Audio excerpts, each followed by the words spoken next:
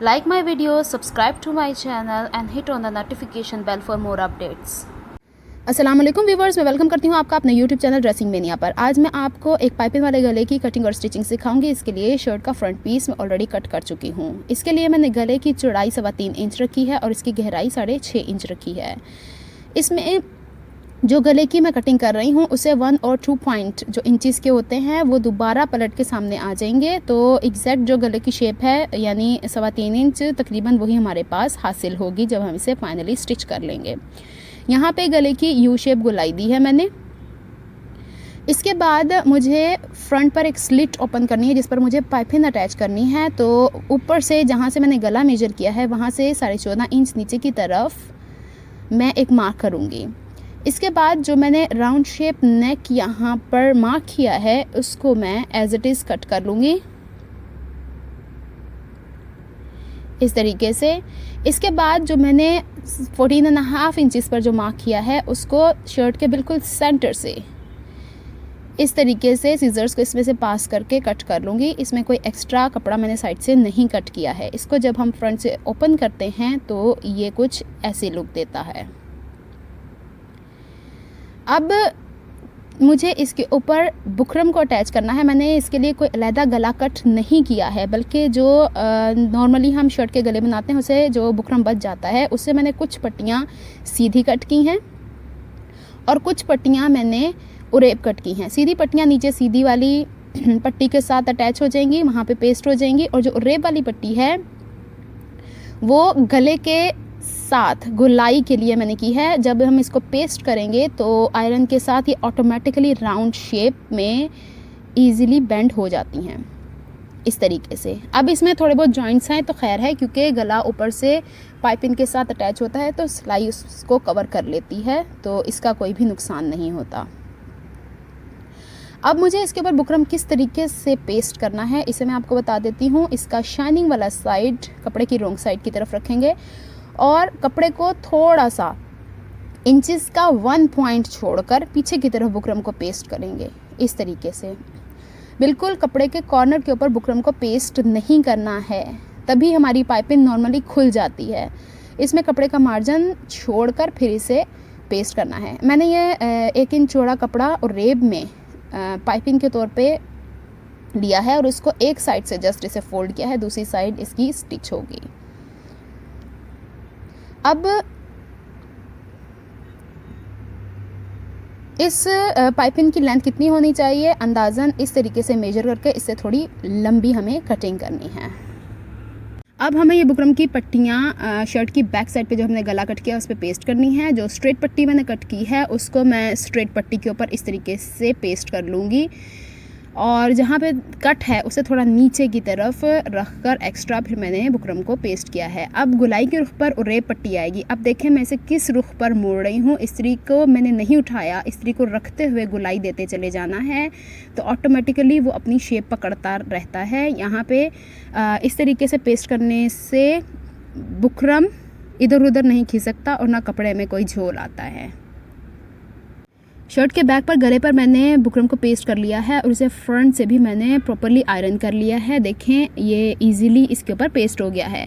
अब हमें इसके ऊपर पाइपिंग को स्टिच करना है। उसके स्टिचिंग का स्टाइल मैं आपको बता देती हूँ कि किस तरीके से रखना है। बुकरम वाली साइड स्टिचिंग करते हुए ऊपर रखेंगे और यहाँ से पाइपिंग की फेयर साइड शर्ट की फेयर साइड से इस तरीके से रखेंगे। मैंने आपसे पहले कहा था कि शर्ट पर जब हम ये बुकरम चिपकाएंगे गले पर तो 1 इंच के 1 पॉइंट से दूरी पर चिपकाएंगे। उतनी ही अब हमें यहाँ पे पाइपिंग का कपड़ा भी उतना ही हमें बाहर की तरफ एक्स्ट्रा छोड़ना है और बुकरम के ऊपर सिलाई आएगी।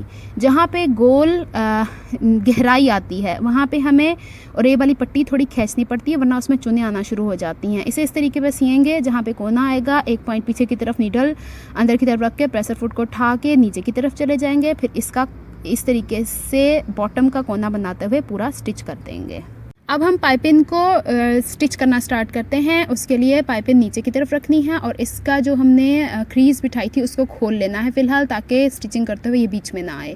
अब बुकरम के ऊपर 0.1 इंच यानी 1 इंच का जो एक हिस्सा होता है उसके किनारे पर सिलाई लगाते जाना है। पाइपिंग का जो किनारा है उस पर मैं आपको ऑलरेडी बता चुकी हूँ, कपड़ा बाहर की तरफ उतना ही रखना है जितना हमने येलो कपड़ा एक्स्ट्रा बुकरम के बाहर छोड़ा था। इसके इस तरीके से कटिंग करने का मकसद ये होता है कि हमारी पाइपिंग की गोलाई अच्छे से आ जाती है और यहाँ से पाइपिंग उधड़ कर यहाँ से कपड़ा निकल नहीं जाता। अमूमन ऐसा होता है कि पाइपिंग कहीं ना कहीं से कच्ची होकर उधड़ जाती है। अब इसको स्टिचिंग करते हुए इसका कॉर्नर पहले थोड़ी दूरी पर मशीन को रोककर इसका कॉर्नर अच्छे से बना लेना चाहिए ताकि हमें इसको मोड़ते हुए यहाँ दिक्कत ना हो। अब देखें बुकरम के तकरीबन 0.1 इंच दूरी पर मैंने नीडल अंदर की तरफ रखी है और इस पाइपिंग को इस तरीके से मैं मोड़ रही हूँ कि इसका जो कोना बनेगा वो सारा मार्जिन पीछे की तरफ जाए, यानी स्टिचिंग में ना आ जाए।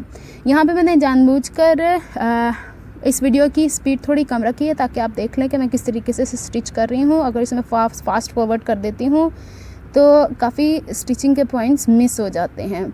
इसको इस तरीके से स्टिच करना है। अब हम नीचे की तरफ आ रहे हैं। अच्छा, एक और चीज़ यहाँ पे कि जब हम स्ट्रेट पट्टी के ऊपर पाइपिंग लगा रहे हैं तो यहाँ पे अब पट्टी को यानी पाइपिंग को खींचना नहीं है। यहाँ पे अब जो उसका मार्जिन है उसी को हम सीते चले आएंगे।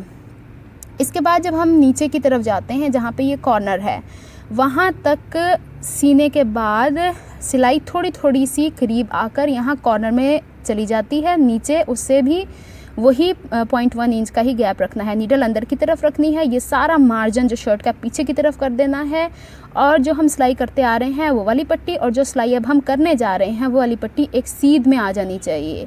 यहाँ पे थोड़ा सा पाइपिंग का कपड़ा एक्स्ट्रा अंदर की तरफ छूट जाए तो इसका कोई इशू नहीं है, क्योंकि यहाँ पे फिर भी हमें कपड़ा नीचे लगा के इसको स्टिच करना है।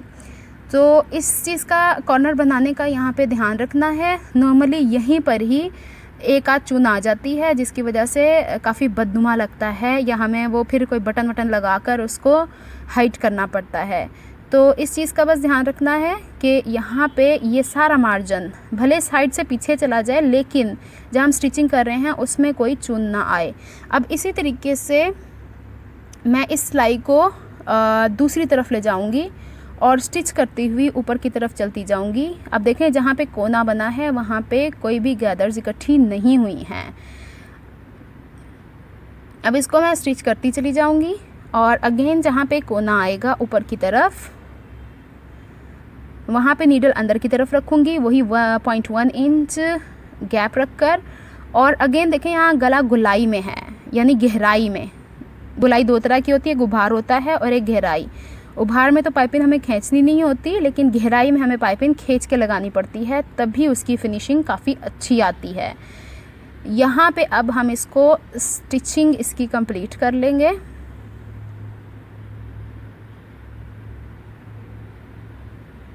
और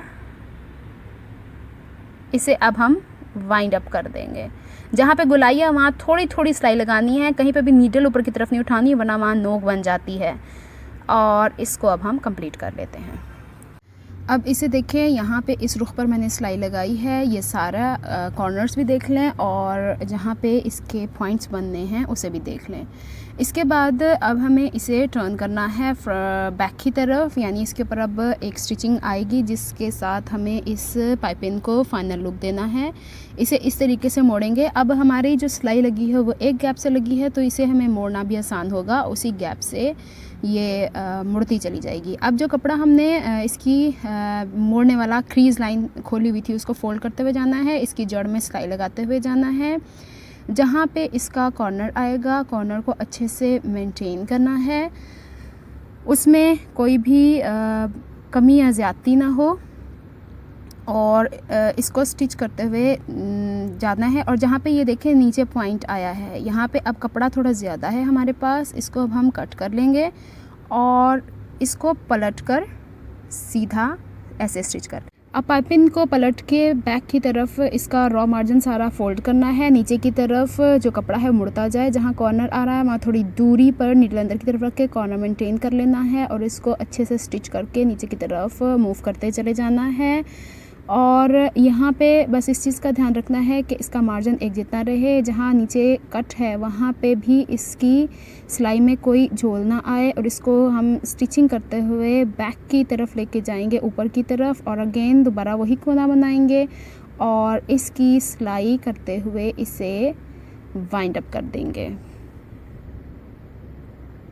अब पाइपिंग स्टिच करने के बाद इसे मैंने फ्रंट से प्रेस कर लिया है, बैक से कुछ इस तरीके से दिखता है। अब इस पट्टी को मुझे रिजॉइन करना है, उसके लिए मैंने 3 इंच चौड़ी पट्टी लेके इसे इस रुख पे स्टिच करके पलट लिया है। इसे पूरा यहाँ पे हमें रखना है और स्टिच करना है।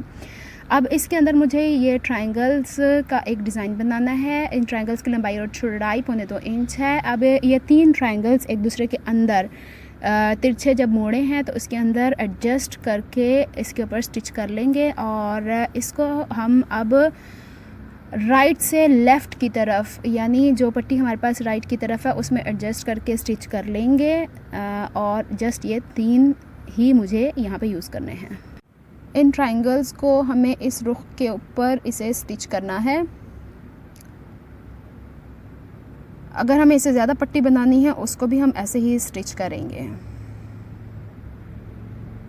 अब हम ये कपड़ा नीचे की तरफ रखेंगे पट्टी को ज्वाइन करने के लिए, लेकिन सिलाई गले की गोलाई से थोड़ा सा ऊपर की तरफ से लेकर नीचे की तरफ जाएंगे। अब यहाँ पे स्टिच करते हुए ये ट्रायंगल्स थोड़े से नीचे की तरफ रखने हैं और इसके ऊपर स्टिचिंग करते हुए नीचे की तरफ चले जाना है। और जहाँ पे अब ये गोलाई नीचे की तरफ है वहाँ पे पाइपिंग को एक दूसरे के साथ ज्वाइन करके रखना है। अब जो सीते हुए ट्रायंगल इसके बीच में आ रहे हैं इसे ऊपर की तरफ उठा लेना है और स्टिच करते हुए दोबारा राउंड नेक पे 3-4 स्टिचेस ऊपर की तरफ लाने हैं और धागे को एक्स्ट्रा करके कट करना है। अब ये गला मैंने कुछ इस तरीके से बनाया है। जहाँ से मैंने ये पट्टी अटैच करनी शुरू की थी वहाँ पे भी मैंने धागा एक्स्ट्रा छोड़ा था और जहाँ पे से वाइंड अप किया वहाँ पे भी एक्स्ट्रा छोड़ा था। अब नीचे वाले धागे को जब हम खींचते हैं बैक की तरफ तो फ्रंट का धागा भी बैक की तरफ आ जाता है। इसे यहाँ बैक की तरफ करके नॉट लगानी है, वरना यहाँ चांसेस होते हैं कि गला यहाँ से उधड़ना शुरू हो जाता है। जब हम पहनते हैं इसके ऊपर ज़्यादा ज़ोर डलता है। दोनों तरफ से धागों को इसी तरीके से हमें पक्का कर लेना है।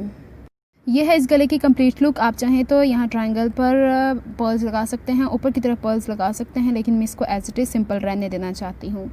अगर आपको मेरी एफर्ट्स पसंद आती हैं तो please like my videos, subscribe to my channel and hit on the notification bell for more updates.